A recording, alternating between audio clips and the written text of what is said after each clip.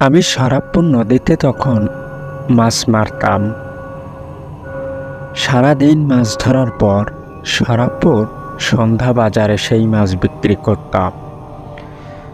আর প্রতিদিন রাতের বেলায় অভ্যাসে পরিণত হলো নদীর পাড়ে কুল গাছের ধারে ফিরফিরে বাতাসে দুপা ছড়িয়ে একটু বসা। মাঝে মাঝে আমার সাথে আমার চাচাতো ভাই মোহাম্মদ আলীও বসত। দুজনে জমিয়ে বেশ আড্ডা দিতাম। সাথে সিগারেট থাকলে তো কোনো কথাই নেই। একেবারে আধা রাতের বেশি সময়ও কেটে যেত কখনো কখনো। আমার বাড়ির পাশে থাকতো এক গরিব বাবার গরিব কন্যা, নাম তার মালিনী। স্কুল লাইফ থেকেই তার সাথে ওঠা বসা, তার সাথে সারাদিন শুধু ঝগড়া বাঁধত, সেটাও আমার ফাজলামি করার কারণে। কিন্তু ইয়ার্কি ফাজলামোর ফাঁক দিয়ে যে কখন সে আমাকে মনের অজান্তে ভালোবেসে ফেলেছে সেটা সেও বুঝতে পারেনি, আর আমিও বুঝতে পারিনি। যে আমার কথা শুনতো না সে এখন আমি যা বলে তাই করে। আমাদের ঘনিষ্ঠতা এমন পৌঁছেছে যে আমি যদি তাকে মরতে বলি হয়তো সে পিছুপা হবে না। তার আমার প্রতি টান ভালোবাসা অনেক দূর এগিয়ে গেছে। অবশ্য তার বাবা মাও আমাকে পছন্দ করত। আমি যদি কোথাও তাকে নিয়ে যেতে চাইতাম তবে তার মা বাবাও আপত্তি করত না। আমাকে মেয়ের জামাই হিসেবে এক পর্যায়ে ধরেই নিয়েছিল। আমি কখনো কখনো মালিনীকেও নিয়ে নদীর পাড়ে কুল গাছের ধারে বসে থাকতাম আর হৃদয়ের সব আবেগ জড়িত কথা তার সামনে বলতাম। আমার যত কথা মনে আছে সব তাকে বলতাম, আর তার যত কথা আছে সে আমাকে বলতো। সত্যি অনেক মধুর একটা সময় যাচ্ছিল তার আর আমার ভেতরে। একটা মুহূর্তেও সে আমাকে ছাড়া বাঁচত না, আর আমি তাকে ছাড়া বাঁচতাম না। একদিন ঠিক অন্য দিনের মতো কুল গাছের নিচে বসে আছি। সে আমার বাম পাশে বসা, আমার কাঁধের উপর তার মাথা, আমার হাতের আঙ্গুলের ভিতর তার হাতের আঙ্গুল গিট দিয়ে বসে আছে।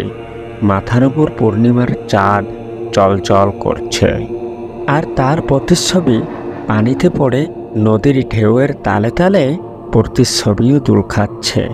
বেশ দেখতে ভালোই লাগছে। আমরা দেখতে থাকলাম। হঠাৎ মালিনী আমার হাত জোরে কষে ধরে বসলো।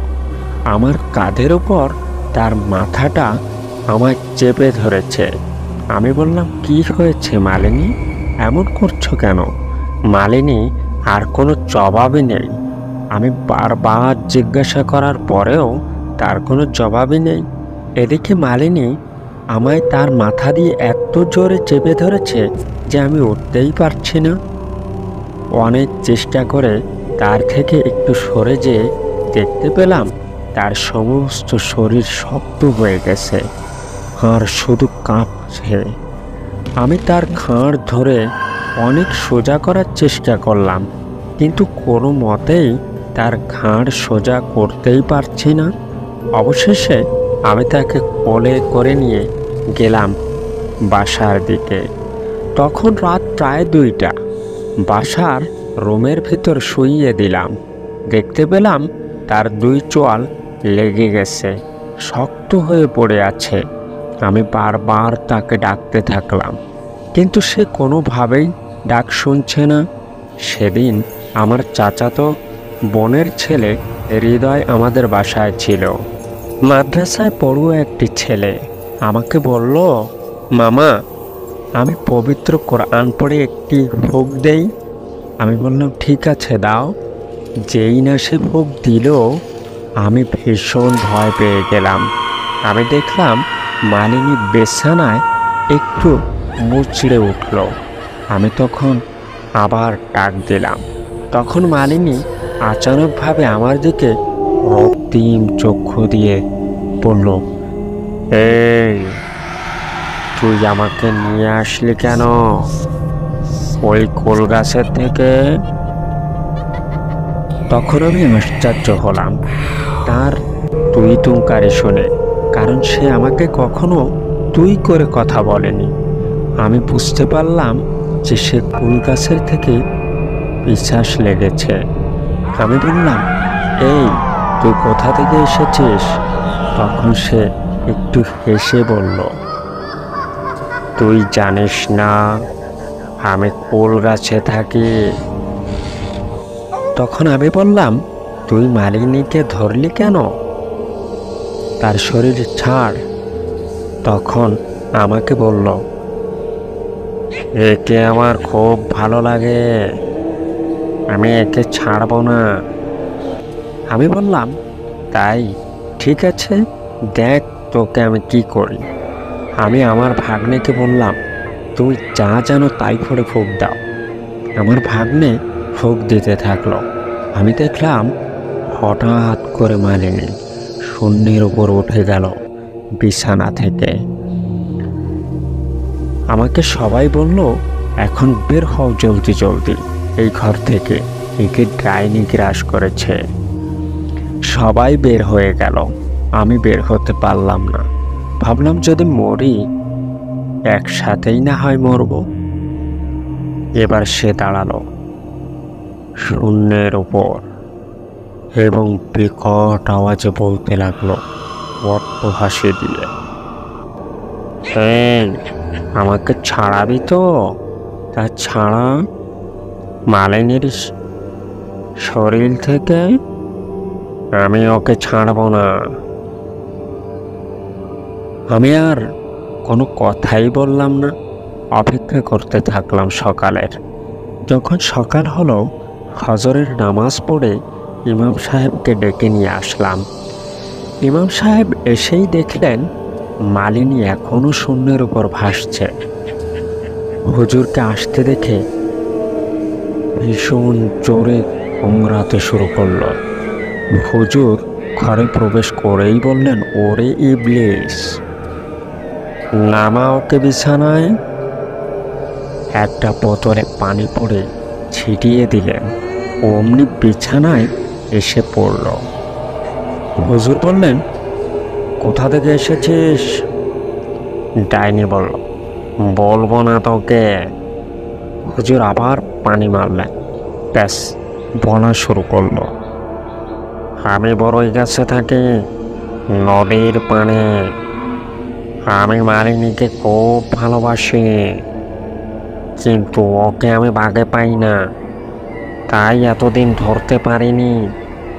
এখন কাছে পেয়েছি, আর ছাড়ব না। তখন হুজুর কয়েকটি দাগ কাটলেন এবং দাগের ভিতর কিছু লিখলেন আরবিতে এবং 5 থেকে 7 বার তার উপর ফুঁক দিতে থাকলেন। ফুঁক দিলে সে খুব চিল্লানো শুরু করলো আর বলতে থাকলো, এই এমন করিস না, এমন করিস না। আমি ভাবলাম কি এমন হতে চলেছে। আমি দেখলাম ধনের গুঁড়া নিয়ে তাতে আগুন লাগিয়ে ওই দাগগুলির মাঝ বরাবর ঢেলে দিলেন। সে আরও জোরে জোরে গর্জন দিতে থাকলো। এবার হুজুর আরও কয়েকটি ফুঁক দিলেন দাগগুলির উপরে। হঠাৎ দাগগুলি উজ্জ্বল বর্ণের হয়ে গেল, আর সাথে সাথে মালিনীও উজ্জ্বল বর্ণের রূপ ধারণ করল। আমি বললাম, হুজুর মালিনীর কিছু হবে না তো? হুজুর বললেন, চুপ থাক, ওর কিছু হবে না। যাক, হুজুরের বাণীতে আমি সান্ত্বনা পেলাম। এবার দেখতে পেলাম হুজুর দাগের উপরে হাত ঘোরাচ্ছে আর কিছু পড়ছে। তারপর যা দেখলাম আমি আরও আশ্চর্য হলাম এবং ভয় পেতে থাকলাম। দেখি দাগগুলির উপর আগুন লেগে গেছে এবং যেই না দাগগুলিতে আগুন লাগলো, মালিনীর শরীরেও আগুন লেগে গেল। আমি ভয় পেয়ে বললাম, হুজুর মালিনী মারা যাবে তো? হুজুর আমাকে ধমকানি দিয়ে বললেন, চুপ থাক, যা করছি দেখ। এর কিছুক্ষণ পর দেখতে পেলাম পিশাচ তার শরীরে আগুন লাগা অবস্থায় মালিনীর শরীর ছেড়ে দিল। দেখলাম শুধু হা করে যে শূন্যের উপর আগুন জ্বলছে। কয়েক মিনিটেই নিভে গেল। শুধু অদৃশ্য থেকে আওয়াজ আসলো বিকট ভাবে, আমাকে মারিস না, আমি আবার আসব, আর আমার পরিবার তোদের ধ্বংস করে দেবে।